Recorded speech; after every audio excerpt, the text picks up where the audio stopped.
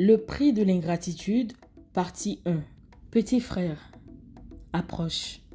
Écoute bien, parce que cette histoire-là, elle va te faire réfléchir. Il était une fois un homme qu'on appelait Kader. Mais Kader, ce n'était plus un homme. C'était un silence dans un corps, un cœur fatigué, une âme brisée. Il n'avait plus rien. Et quand je dis plus rien, je parle de rien du tout. Pas de maison, pas de lit, pas de travail, même pas une personne à appeler quand la nuit tombait. Il avait juste un sac en plastique et dedans 2 chemises froissées qui sentaient la poussière et les regrets. Cadet passait ses nuits sur des cartons derrière les boutiques, dans le froid, avec les moustiques et parfois avec des gens qui le regardaient comme si sa vie ne valait rien. Et chaque matin, il se réveillait avec cette phrase dans la bouche. « Eh Seigneur, est-ce que tu m'as oublié ?» Mais attends, le plus douloureux, petit frère, ce n'était pas la faim, c'était la honte. La honte de voir les gens passer et faire comme s'ils n'existaient pas. Un jour, Cadet marche dans le quartier, ses sandales sont ouvertes devant, ses pieds sont poussiéreux, son ventre crie famine, il marche sans but. Et soudain, il entend une voix derrière lui. « Hey, toi là !» Kader se retourne, le cœur qui bat. Parce que oui, petit frère, quand tu es dans la misère, tu as peur de tout, même d'un simple « hey ». Il lève les yeux et là, il voit un homme bien habillé, propre, parfumé, avec une belle montre, entouré d'enfants qui courent en riant. Cadet cligne des yeux comme s'il rêvait, parce qu'il reconnaît le visage. Il reconnaît cette voix. C'était Issa, son ami d'enfance. Issa le fixe longtemps. Très longtemps, comme s'il cherchait à être sûr que ce qu'il voyait était réel. Puis d'un coup, ses yeux deviennent humides. « Cadet, c'est toi ?»« Oui, c'est moi. »« Mais mon frère, qu'est-ce que la vie t'a fait ?» Kader veut répondre, mais il n'arrive pas. Sa gorge se bloque.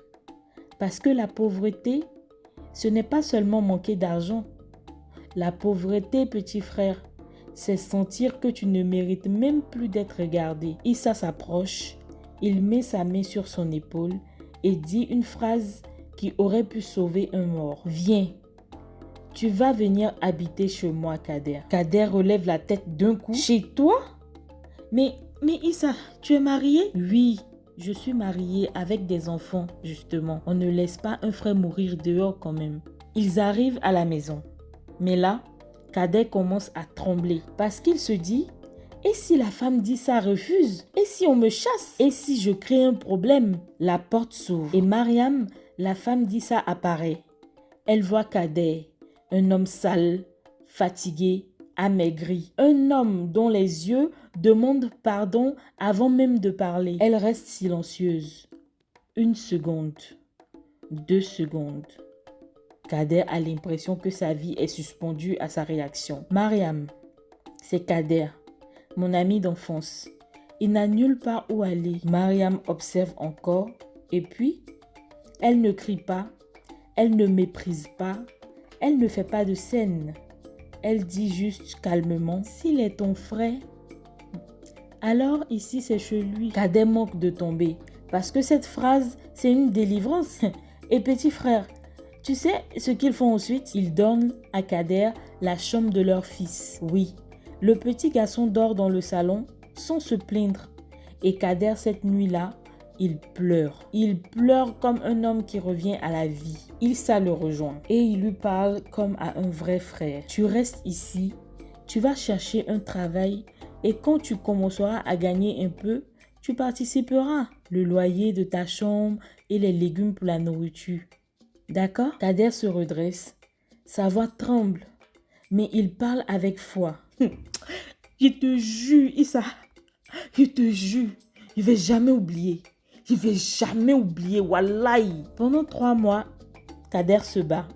Il court, il postule, il accepte tout. Et enfin, il commence à travailler. Et il paye comme promis. Les mois passent, 1 année, puis 2 ans. 2 ans chez Issa. Et Issa ne le presse jamais. Issa ne l'humilie jamais. Issa lui rend sa dignité. Mais Petit frère, c'est quand la vie commence à sourire à certains que leur cœur commence à changer. Et c'est là que tu vois qui ils sont vraiment. Abonne-toi.